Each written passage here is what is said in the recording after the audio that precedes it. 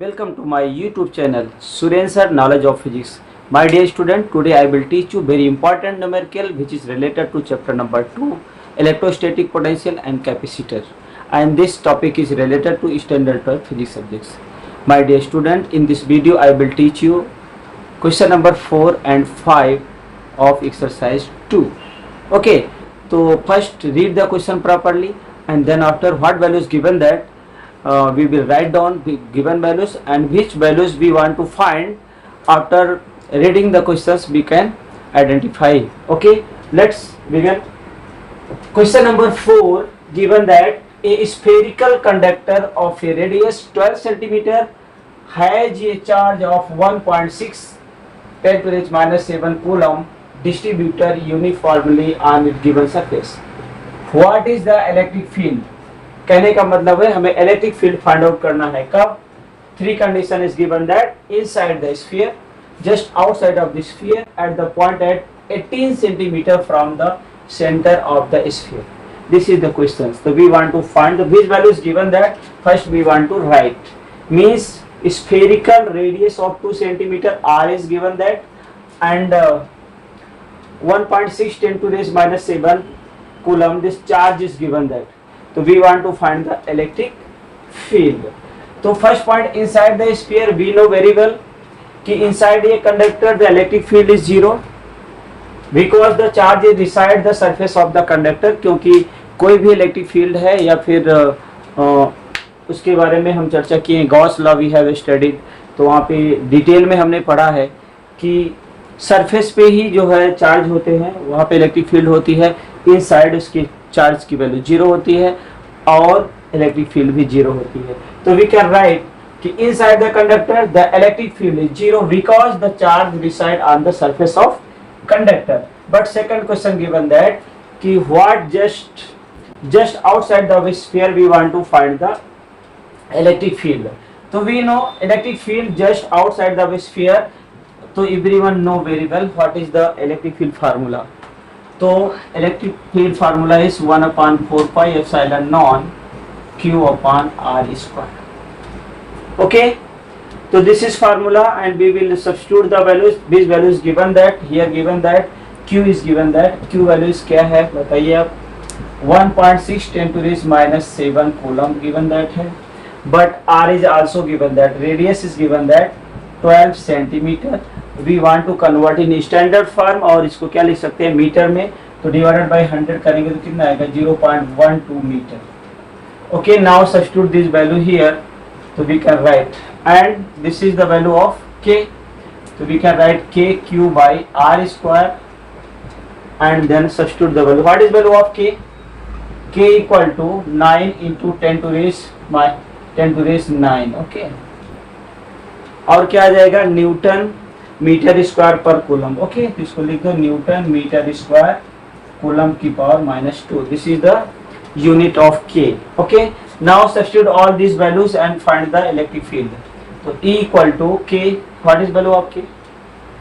Here mention that 9 into 10 to raise 9, and value of q 1.6 10 to raise -7, and value of r is 0.12 whole square. Now 9 into 1.6 into 10 to raise 2 by 12.10 to raise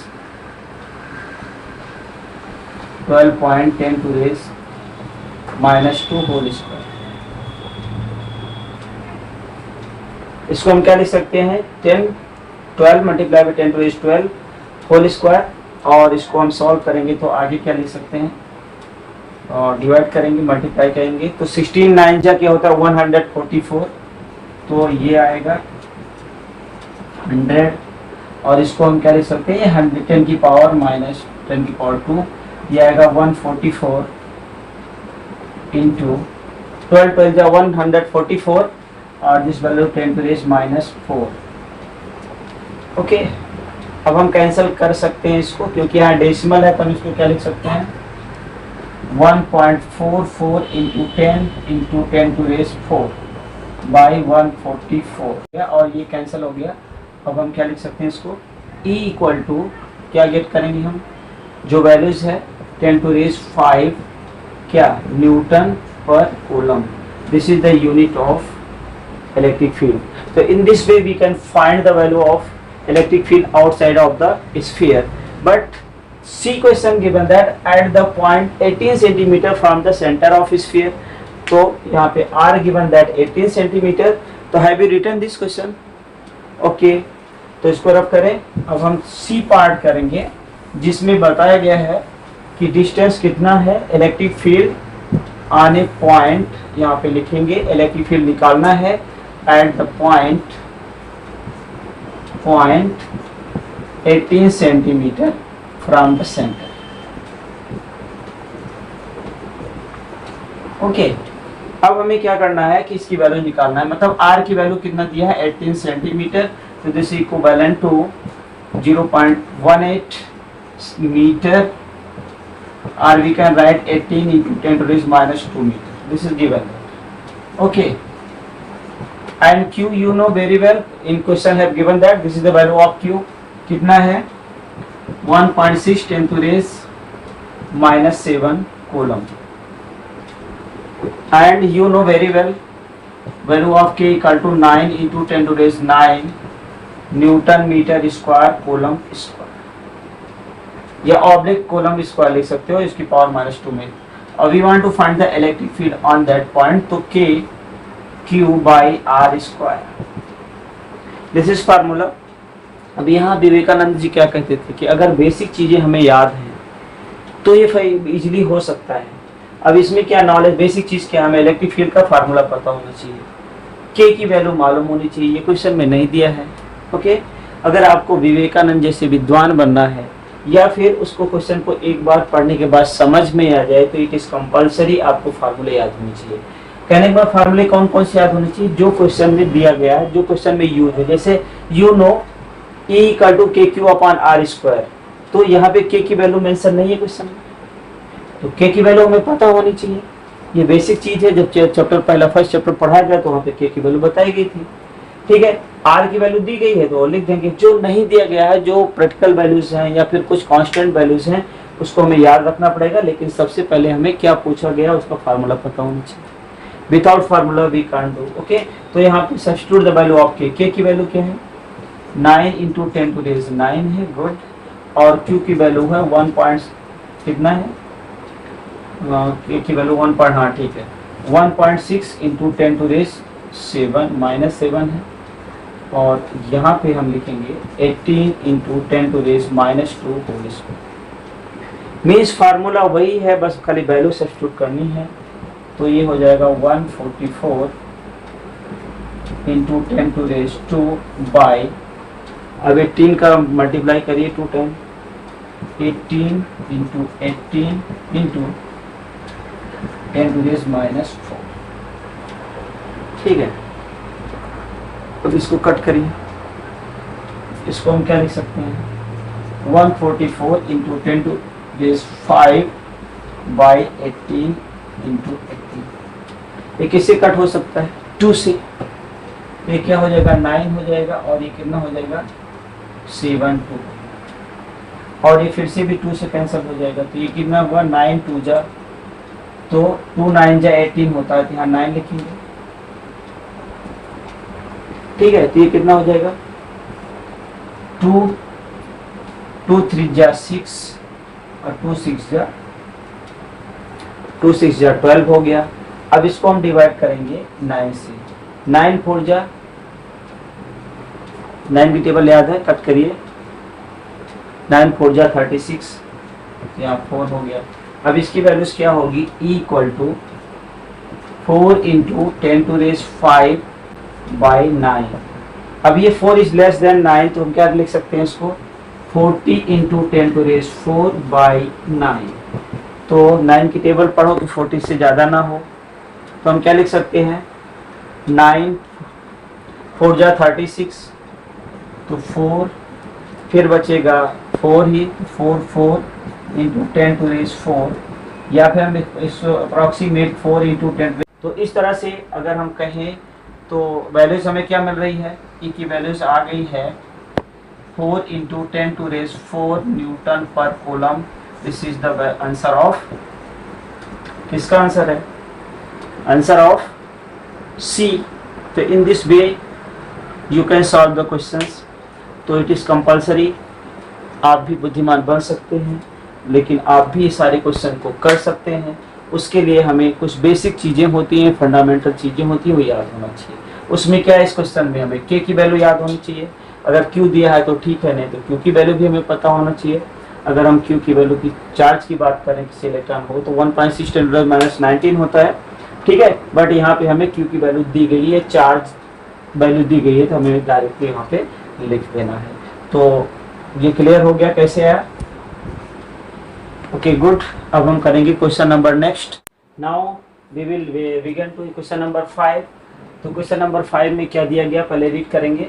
the parallel plate capacitor with air between the plate has a capacitance of 8 picofarad. कहने का मतलब हमें सी की value दी गई है। सी क्या है, capacitance है, और इसकी वैल्यूज क्या दी गई, लिखिए यहाँ गिवन दैट जो दिया गया उसको हमें लिख लेना है। कितना दिया है, 8 पिकोफैराड। क्या दिया है, 8 पिकोफैराड, और इसको हम लिखेंगे तो कितने फैराड होगा, 8 × 10⁻12 फैराड, ओके।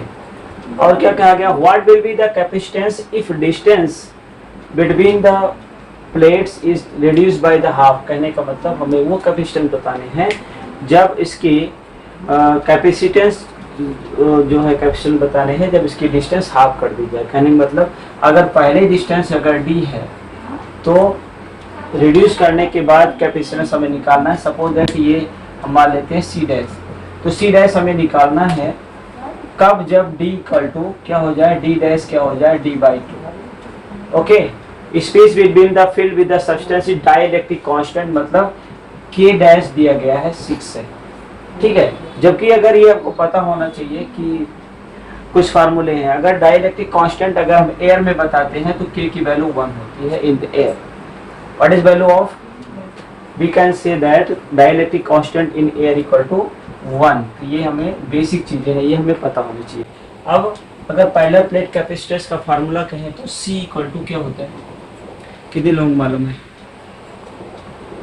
हाँ, तो यहाँ होता है K ε0 A/d, ठीक है। और अगर हम कहें कि ये एयर में है तो K की वैल्यू 1 है, तो यू कैन सब्स्टिट्यूट हियर 1, तो ε/A/d लिख सकते हैं, या फिर हम C इक्वल टू लिख सकते हैं ε/A/d। This is equation number 1।